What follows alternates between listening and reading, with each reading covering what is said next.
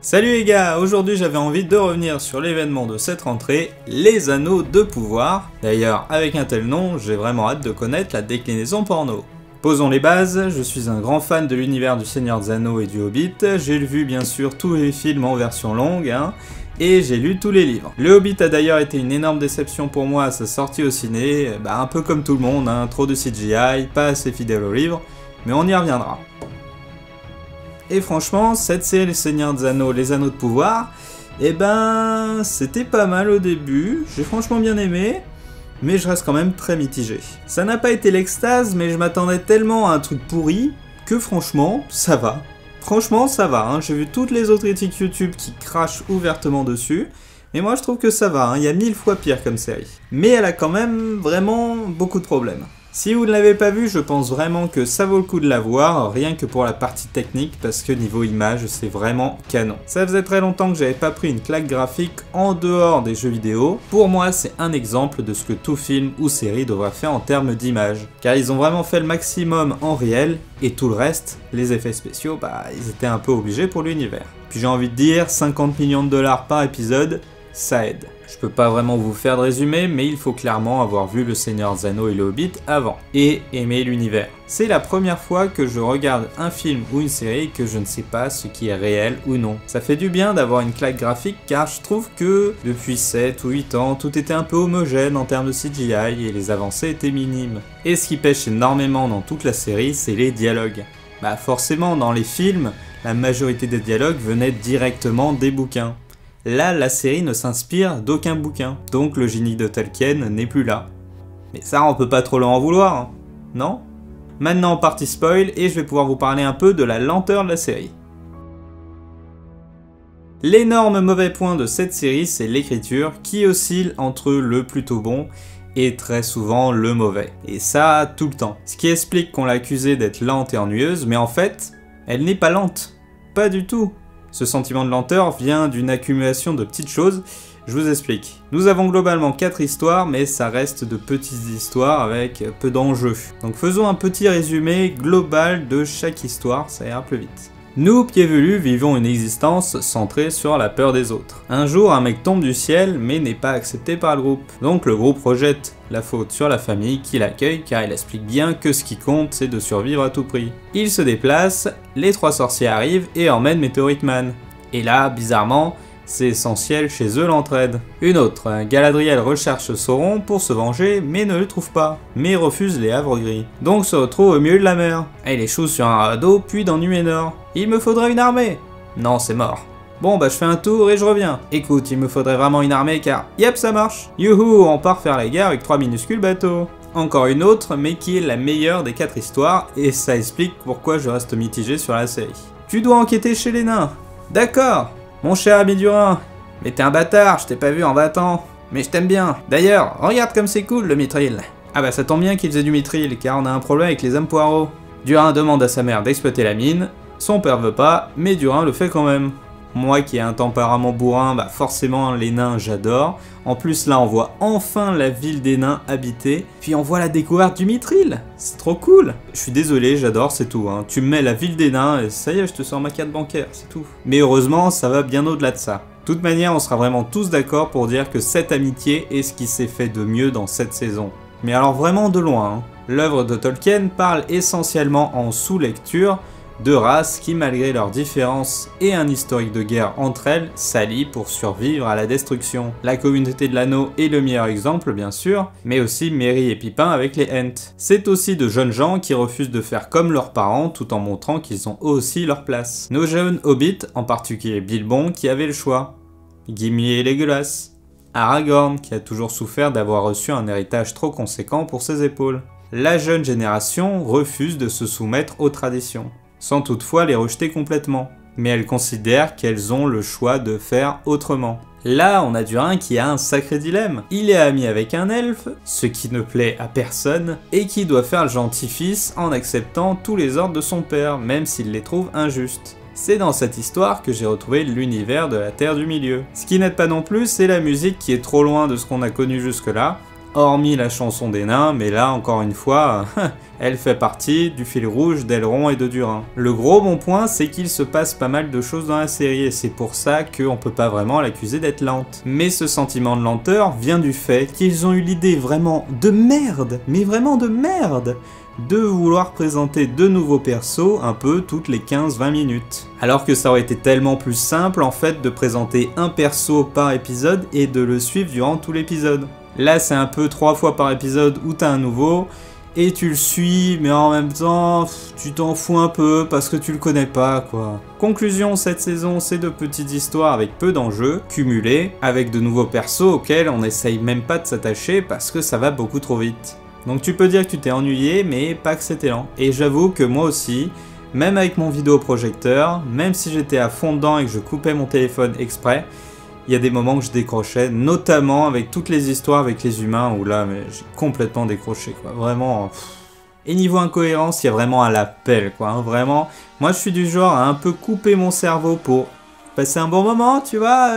Voilà, parce que si je suis trop tatillon sur les incohérences, c'est pas possible, mais j'en ai quand même vu certaines où j'étais en mode ah. Niveau écriture, il y a vraiment des trucs écrits à la va-vite, hein. Vraiment. C'est vraiment une série en dents de scie, en fait. Ce qui n'est pas étonnant quand on sait que les scénaristes, en fait, n'avaient jamais écrit de scénar avant d'être engagés sur cette série. Ouais, je vous jure, hein, véridique, c'est ouf. Les mecs, ils font la série la plus chère de l'histoire, et ils engagent des scénaristes qui n'ont jamais fait de scénar avant. Là, c'est vraiment le truc que j'ai pas compris, hein. Malheureusement, tout l'univers de la Terre du Milieu était bercé un peu par ces dialogues de Tolkien, et là, faire sans le génie de Tolkien, c'est déjà casse-gueule de base. Mais en plus, si tu cumules avec des scénaristes qui n'ont jamais fait de scénar avant, bah ils ont beau être passionnés, si t'as pas d'expérience, voilà. Durant toute la saison, tu vas vraiment avoir des fulgurances qui vont essayer de se rapprocher de l'univers du Seigneur des Anneaux, comme ça, pour essayer d'atteindre la lumière du Seigneur des Anneaux, mais très vite, en fait, la lumière, elle s'éteint. Autre mauvais point, le casting en fait. Elrond qui vient tout juste de faire sa puberté, l'elfe noir avec un jeu qui se résume par « Ouais, j'ai l'air grave, t'as vu Pélo? C'est pour te montrer que j'ai vécu plein de trucs dans ma vie. » Heureusement qu'il s'améliore par la suite, hein, parce que le premier épisode, j'étais vraiment en mode « Oh là là là là, mais c'est qui ce mec ?» Galadriel qui est à l'opposé de celle des films et de celle dans les bouquins. Surtout avec ce passage L'Oréal hyper malaisant, sorti du cul là, mais oh là là, mais je regardais ça, mais j'étais en mode mais qu'est-ce qu'ils ont foutu? Le réal il a voulu faire un ralenti, il a voulu s'éclater, mais c'est quoi cette merde? Galadriel c'est vraiment une poupée de cire, hein. Et les pieds velus, les ancêtres des hobbits, j'ai un peu accroché, mais je sais pas, il manque un truc. Sûrement les dialogues, on y revient encore une fois. Surtout qu'ils sont tous très jeunes, il n'y a pas vraiment de mix des âges, ce qui est très ancré dans l'univers de Tolkien. Oh là là, heureusement qu'il y a Durin et sa femme, hein, pour donner un peu de vie à cette série, parce que... Oh là là... Et je sais pas vous, mais cette femme-là, enfin tout cela, quoi, mais alors je m'en fous, mais alors... Oh là là... Bon, il y a quand même des bons points, hein, comme la volonté de présenter certaines choses avec les anneaux de pouvoir. Ah, c'était cool, hein. La montagne du destin, c'était cool. Météorite Man, c'était cool. Enfin, tant que c'est Saruman, hein. Parce qu'ils disent que c'est le sage. Donc pour moi, c'est Saruman le sage. Tu vois, c'est pas Gandalf. Mais après, il y a sa phrase sur le flair, qui à mon avis est là pour perdre le spectateur et faire un peu jaser sur les réseaux, tu vois. J'espère que c'est Saruman. Parce que Ian McKellen, il voulait reprendre son rôle de Gandalf. Donc pour moi, Gandalf, c'est Ian McKellen. C'est personne d'autre. Puis j'ai pas envie de savoir le background de Gandalf. Comme j'ai pas envie non plus de savoir le background de Solo, sinon ça casserait un peu le mythe du personnage. En revanche, Saruman, j'ai envie de savoir. Je sais pas pourquoi, mais j'ai envie de savoir. C'est un perso qui est quand même très intéressant dans les livres. Ça, c'est vraiment un truc pour la saison 2. Si c'est Gandalf, je pense qu'ils vont vraiment me perdre à ce moment-là. Un bon point quand même, c'est au niveau des costumes et des décors qui sont vraiment, mais vraiment ouf. Je pense notamment à la salle où ils forgent les anneaux, c'est vraiment bien.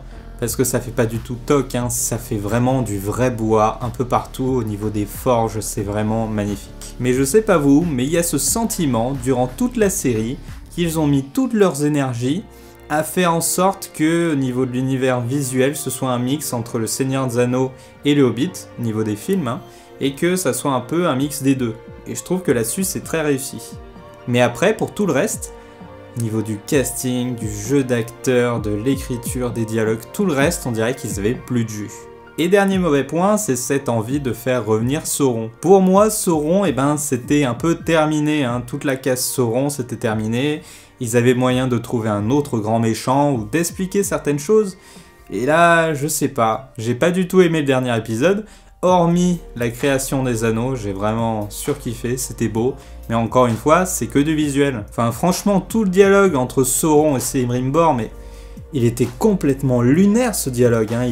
Sauron, il le harcèle de questions sans arrêt, et Celebrimbor, il capte que dalle. Il est censé l'admirer, Celebrimbor, mais tu fais pas ça à quelqu'un que tu admires. Franchement, dites-moi, parce que ce passage, je l'ai vraiment trouvé trop chaud. Mais à mon avis, ça vient tout simplement de l'écriture, parce que... voilà quoi.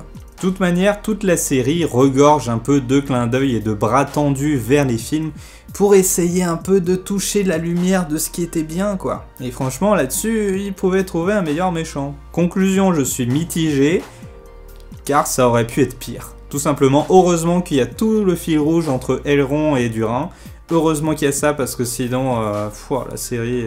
oh là là. Je reste mitigé aussi, car je considère un peu cette saison comme un très long pilote de 8 heures. C'est vrai, tout le long, à tous les épisodes, ils nous présentent de nouveaux persos, avec chacun un peu son histoire et son fil rouge. Ça s'arrête jamais, et j'aurai vraiment un avis définitif avec cette saison 1, parce que soit ils partent sur autre chose, et ce sera vraiment ouf, c'est-à-dire ils prennent les bases qu'ils ont, et ce sera vraiment, vraiment génial. Soit ils continuent là-dessus, et ce sera vraiment du caca. Donc je suis mitigé, mais je garde de l'espoir quand même. Hein. Je suis comme Gandalf. Quoi qu'il arrive, il y a de l'espoir.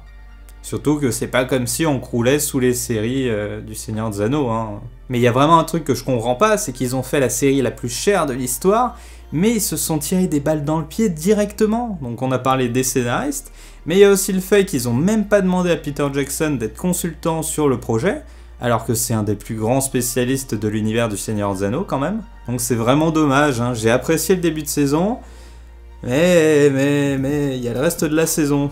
Je dis pas du tout que c'est de la merde, attention, au contraire, je vous conseille de la voir parce qu'elle est intéressante déjà visuellement. Mais j'attends la saison 2 parce que pour moi c'est juste un pilote et on peut pas vraiment juger cette saison et dire que la série entière c'est de la merde. Puis il y a vraiment 1000 fois pire comme série, hein. Vraiment, il y a 1000 fois pire, hein. Mais à voir parce que là c'était que le pilote. Ah, sinon je te conseille The Boys, ça c'est une série ouf. Allez, je te retrouve en commentaire. Chiantos, chiantos, les petits bonbons les petits bonbons Chiantos, chiantos, les petits bonbons pour emmerder le monde du soir au matin.